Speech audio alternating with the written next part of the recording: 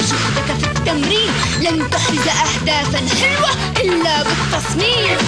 سجل أهدافا لا تيأس لا تخشى المرمى، كن حسن الخلق مع الخصم فأهدافك أسمى. سجل أهدافا لا تيأس لا تخشى المرمى.